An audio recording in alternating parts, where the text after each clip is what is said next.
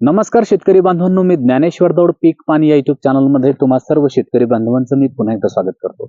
शेतकरी बांधवांनो, आजच्या या व्हिडिओमध्ये आपण कापूस पिकाला जर तुम्ही खत देत असताना हे एक चूक जर केली तर जवळपास तुमचं 70 ते 80% खत हे वाया जाण्याची दाट शक्यता असते। तर ते कोणत्या प्रकारची चूक आहे की आपण खत देत असताना करत असतो, तर हे समजून घेण्यासाठी शेतकरी बांधवांनो व्हिडिओ शेवटपर्यंत नक्की बघा।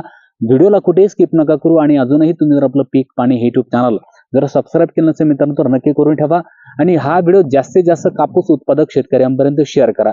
शेतकरी मित्रांनो, खूप छोट्या छोट्या गोष्टी असतात परंतु आपण त्याकडे दुर्लक्ष करत असतो। शेतकरी बांधवांनो, आपल्या महाराष्ट्रामध्ये जेमतेम चोहीकडे आता पावसाला दमदार सुरुवात झालेली आहे। काही ठिकाणी कमी अधिक जास्त प्रमाणामध्ये पाऊस पडतो आहे, परंतु पाऊस मात्र सर्वच ठिकाणी पडतो आहे।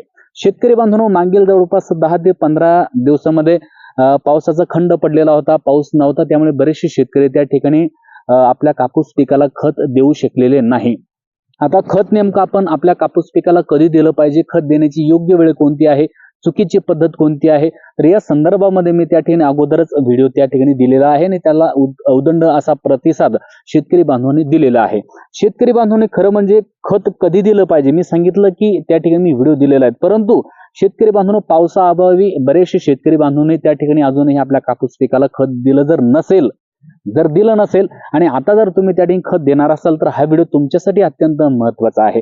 शेतकरी बांधवांनो, होतं काय की त्या ठिकाणी सपोज या ठिकाणी आता आपल्याला आपल्या कापूस पिकाला खत द्यायचं आहे आणि खत देत असताना आपण त्या ठिकाणी सपोज हे आता कापसाचं झाड आहे आणि या ठिकाणी आपण त्या ठिकाणी वरूनच त्या ठिकाणी खत देऊन टाकतो, वरून खत देतो शेतकरी बांधवांनो आणि त्या ठिकाणी ते मातीआड आपण त्याला करत नाही।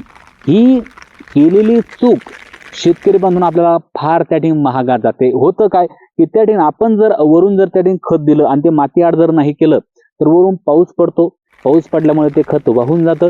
परिणामी शेतकरी बांधवांनो, जर त्या ठिकाणी खत जर उघडं जर राहिलं तर त्याने त्यातला नायट्रोजन असेल किंवा जे काही घटक असतील तर ते त्या ठिकाणी हवेमध्ये उडून जातात।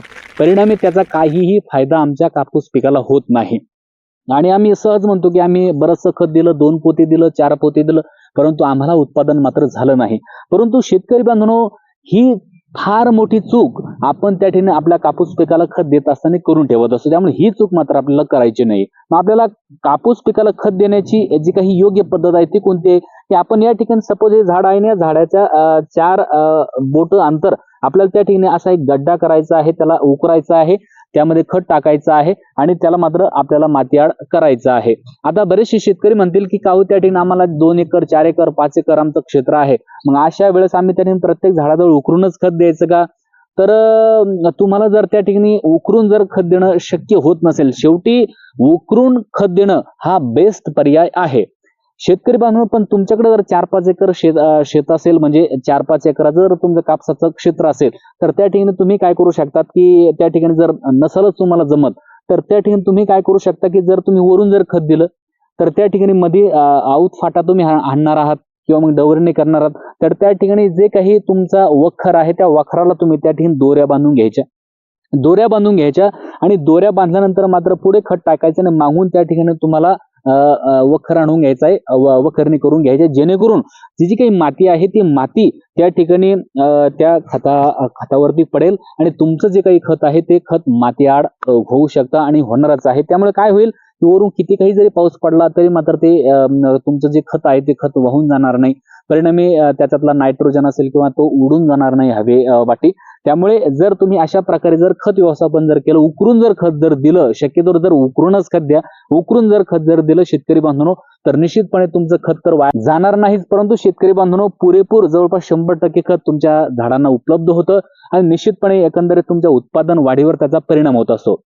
त्यामुळे शेतकरी बांधवांनो, आशा करतो की खत व्यवस्थापन करत असताना जे काही वरून खत द्यायचं आणि बस आमचं काम झालं असं न म्हणता शेतकरी बांधवांनो प्रॉपरली आपल्याला उकरून त्या ठिकाणी मातीआड करूनच त्या ठिकाणी खत द्यायचं आहे, जेणेकरून जास्तीत जास्त फायदा आपल्या कापूस पिकाला खताचा होत असतो। शेतकरी बांधवांनो, माहिती कशी वाटली? माहिती जर आवडली असेल तर आपल्या पीक पाणी युट्यूब चॅनलला सबस्क्राईब करा आणि हा व्हिडिओ जास्तीत जास्त गरजूवंत शेतकऱ्यांपर्यंत शेअर करा। पुन्हा एकदा नवीन व्हिडिओमध्ये भेटू, तोपर्यंत नमस्कार, धन्यवाद।